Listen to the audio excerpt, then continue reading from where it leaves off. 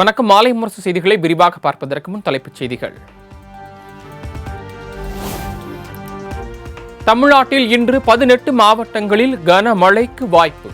வடகிழக்கு பருவமழை தீவிரமடைந்துள்ளதாக சென்னை வானிலை ஆய்வு மையம் தகவல்.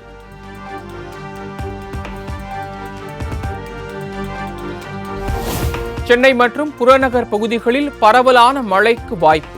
வானிலை ஆய்வு மையம் கணிப்பு.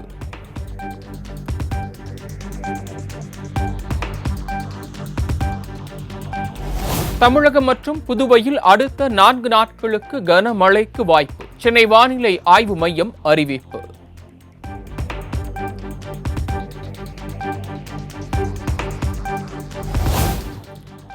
மக்கள் தன்னை மறந்து விடுவார்கள் என எண்ணி பொய் மூட்டைகளை அவிழ்த்து விடுகிறார் எடப்பாடி பழனிசாமி. அரியலூரில் நலத்திட்ட தொடக்க விழாவில் முதலமைச்சர் மு.க. ஸ்டாலின் குற்றச்சாட்டு. வரவேற்பு தருகிறார் என்பதை அவங்களும் பார்க்கிறாங்க. எங்க நம்முடைய மக்கள் எல்லாம் எங்களை மறந்து விடுவாங்களோ, தன்னை மறந்து விடுவாங்களோ நினைச்சு நாள்தோறும் மீடியா முன்னாடி போய் நின்று கொண்டு பொய் மூட்டைகளை அவிழ்த்து விட்டுக் கொண்டிருக்கிறார்.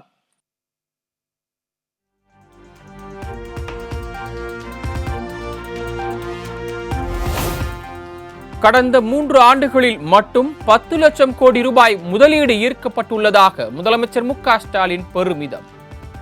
எடப்பாடி பழனிசாமி ஆட்சியில் எத்தனை கோடி முதலீடு பெறப்பட்டது எனவும் கேள்வி. வந்தவங்களே விரட்டிட்டாங்க. ஏன்னா கரப்ஷன், கமிஷன், கலெக்ஷன். அந்த ஆட்சிக்கு பயந்து தமிழ்நாட்டை விட்டு ஓடி போனவங்க பல பேர்.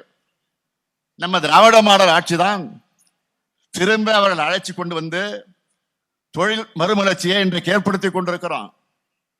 கடந்த 3 ஆண்டுகள்ல 31 லட்சம் பேர்களுக்கு நேரடி மற்றும் மறைமுக வேலைவாய்ப்பை உருவாக்கக்கூடிய வகையில் 10 லட்சம் கோடி ரூபாய் முதலீடுகளை ஈர்த்திருக்கிறோம். புரிந்துணர்வு ஒப்பந்தங்களை கையெழுத்து போட்டுக்கிறோம்.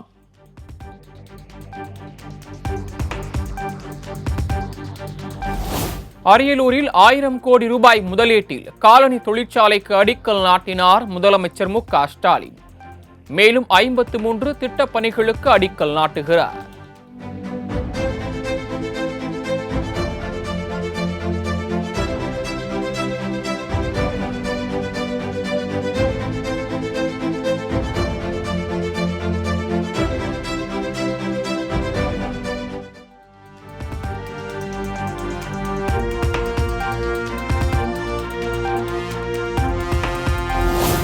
அரியலூரில் ஊட்டச்சத்தை உறுதி செய் என்ற 2வது தொகுப்பு திட்டத்தை தொடங்கி வைத்தார் முதலமைச்சர். பள்ளி குழந்தைகளுடன் கலந்துரையாடி முதலமைச்சர் மகிழ்ச்சி.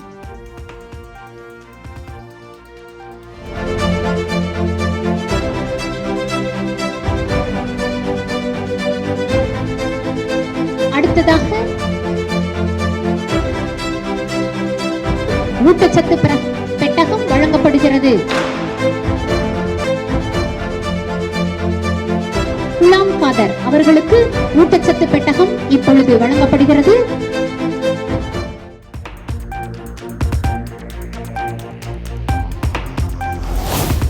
அரியலூர் மாவட்டம் ஜெயங்கொண்டத்தில் மறைந்த முன்னாள் முதலமைச்சர் கருணாநிதிக்கு சிலை முதலமைச்சர் மு.க. ஸ்டாலின் திறந்து வைத்தார்.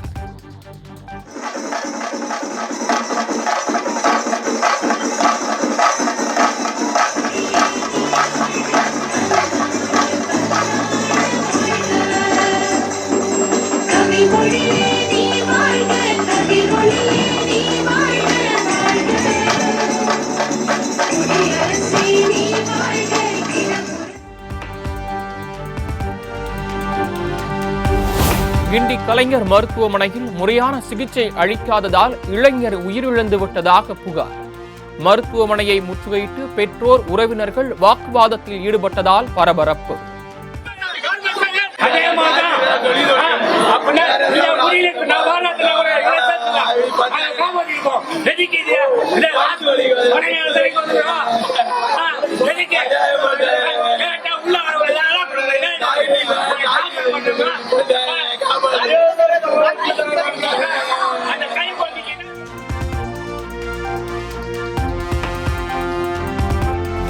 பித்தப்பை கல் சிகிச்சைக்காக அனுமதிக்கப்பட்ட இளைஞர் விக்னேஷுக்கு முறையாகவே சிகிச்சை வழங்கப்பட்டது. இறப்பிற்கான காரணம் குறித்து கிண்டி கலைஞர் நூற்றாண்டு பன்னோக்கு மருத்துவமனை விளக்கம்.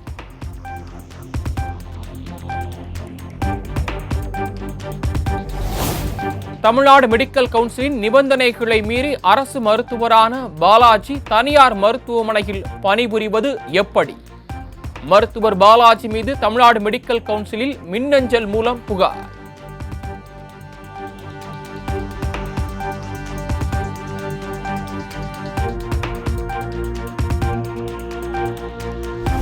தமிழக வெற்றிக் கழகத்தில் 100 மாவட்ட செயலாளர்களை நியமிக்க அக்கட்சியின் தலைவர் விஜய் திட்டம். 2 மாதங்களில் மாவட்ட செயலாளர்கள் மற்றும் சார்பு அணி நிர்வாகிகளை நியமிக்க முடிவு.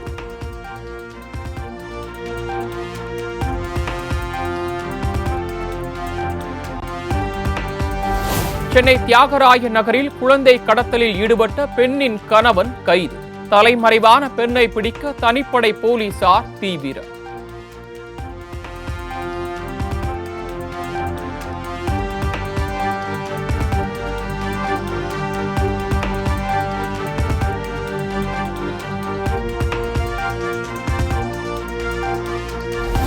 திருச்சியில் பட்டப்பகலில் இளைஞர் ஓட விரட்டி படுகொலை. பேருந்தில் சென்றவரை கீழே இறக்கி மர்ம நபர்கள் கொடூர செயல்.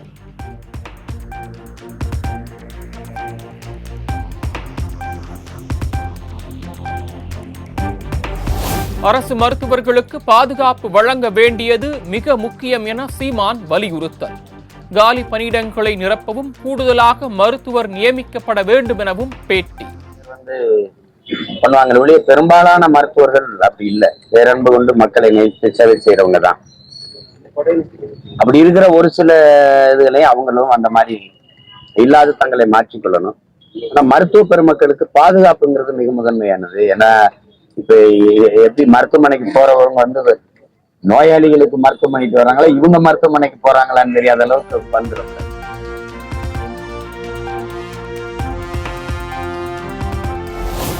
சர்வாதிகாரிகளுக்கு தமிழகத்தில் ஒருபோதும் இடம் இல்லை.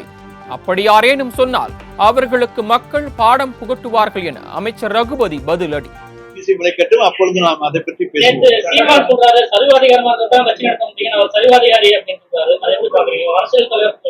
அதாவது சர்வாதிகாரிகளுக்கு தமிழ்நாட்டில் நிச்சயமாக மக்கள் இடம் கொடுக்க மாட்டார்கள். அதை புரியாமல் சொன்னால் அதற்கு நாங்கள் பொறுப்பல்ல.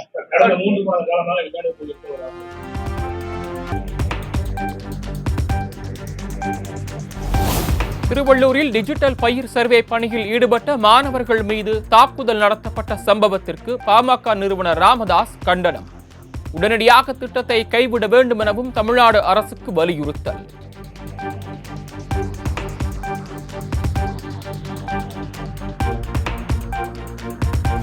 தமிழகத்தில் உள்ள அதிமுக திமுகவினருக்கு மக்களை பற்றி அக்கறை இல்லை. சொந்த கட்சி நலன் பற்றி மட்டுமே அக்கறை கொண்டுள்ளதாக சென்னை உயர்நீதிமன்றம் வேதனை.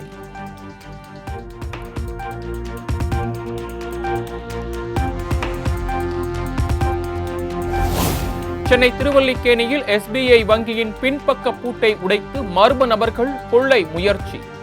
பணம் ஏதும் திருடப்படவில்லை என முதற்கட்ட விசாரணையில் போலீசார் தகவல்.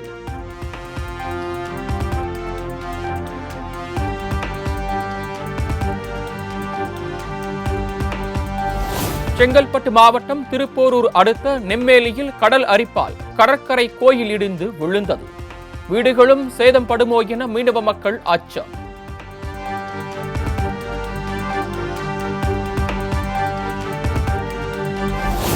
ஐப்பசி மாத பௌர்ணமி கிரிவலத்தை முன்னிட்டு திருவண்ணாமலை அண்ணாமலையார் கோவிலில் குவிந்த லட்சக்கணக்கான பக்தர்கள். நீண்ட வரிசையில் காத்திருந்து பக்தர்கள் சுவாமி தரிசனம். நடிகள் பொழியும் கருணை வாழ்க அருணாச்சலனே. ஜெய ஜெய ஜெய சங்கரா ஹர ஹர ஹர சங்கரா. பக்தி உள்ளமே.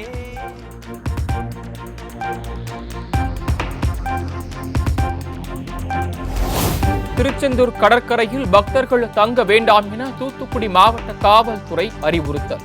கனமழை பெய்து வருவதால் பக்தர்களுக்கு அறிவுறுத்தல்.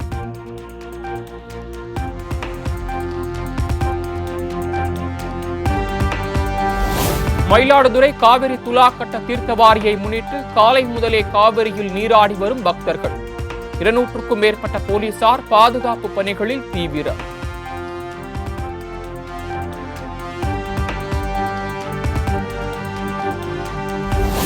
நாகை மாவட்டம் வேதாரண்யம் கடல் பகுதிகளில் பலத்த சூறை காற்று. மீனவர்கள் கடலுக்கு செல்லாததால் வாழ்வாதாரம் பாதிப்பு.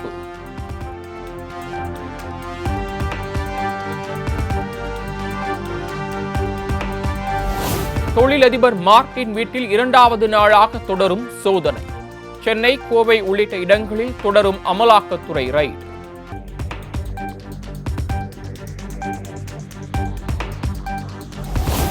சென்னை போயஸ் கார்டனில் விசிக துணை பொதுச் செயலாளர் ஆதவ் அர்ஜுனா வீட்டில் 2வது நாளாக தொடரும் சோதனை. கடந்த மார்ச் மாதம் நடைபெற்ற சோதனையின் போது கைப்பற்றப்பட்ட ஆவணங்களின் அடிப்படையில் சோதனை நடைபெறுவதாக தகவல்.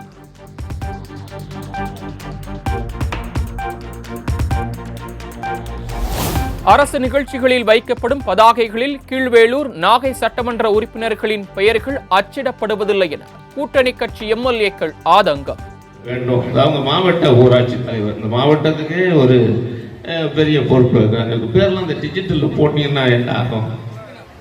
அதிகாரிகள் செய்யக்கூடிய ஒரு சிறு தவறு. ஆனால் இது எங்கே போய் முடிகிறது என்பதை பார்க்க வேண்டும். கடந்த வாரம் நகராட்சியில் நடைபெற்ற நிகழ்ச்சியில் சட்டமன்ற உறுப்பினரின் பெயர், நாடாளுமன்ற உறுப்பினரின் பெயர் இடம்பெறவில்லை. அதை எடுத்து வைத்து சமூக வலைத்தளங்களில் அது எப்படி சித்தரிக்கப்பட்டது என்பதை நாம் பார்க்க வேண்டும்.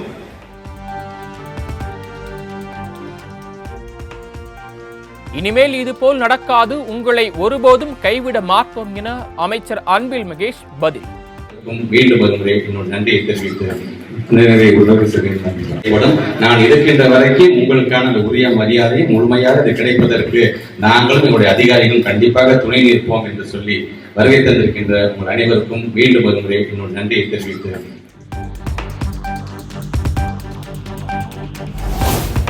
அமைச்சர் செந்தில் பாலாஜி மீது வழக்கு பதிவு செய்ய கோரி அதிமுக சார்பில் லஞ்ச ஒழிப்புத்துறையில் புகார். மின்மாற்றி கொள்முதல் செய்ததில் முறைகேடு செய்ததாக அதிமுக தகவல் தொழில்நுட்ப பிரிவு இணைச் செயலாளர் நிர்மல்குமார் குற்றச்சாட்டு.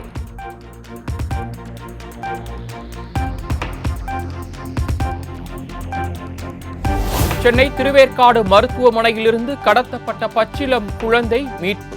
தனியார் மருத்துவமனையில் மீட்கப்பட்ட நிலையில் தலைமறைவான கடத்தல் பெண்ணுக்கு தனிப்படை போலீசார் வலைவீச்சு.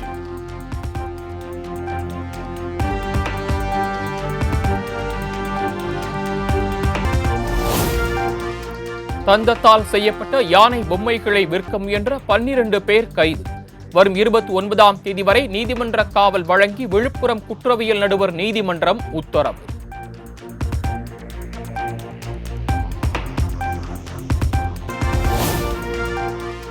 விவாகரத்து வழக்கில் நடிகர் ஜெயம் ரவி அவரின் மனைவி இடையே சமரச தீர்வு மையத்தின் மூலம் பேச்சுவார்த்தை நடத்த வேண்டும். இருவரின் முடிவு தொடர்பாக விவரங்களை தாக்கல் செய்யவும் சென்னை குடும்ப நல நீதிமன்றம் உத்தரவு.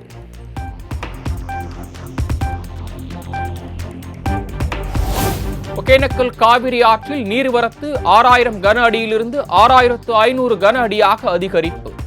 நீர்பிடிப்பு பகுதிகளில் பெய்து வரும் கனமழை காரணமாக நீர்வரத்து உயர்வு.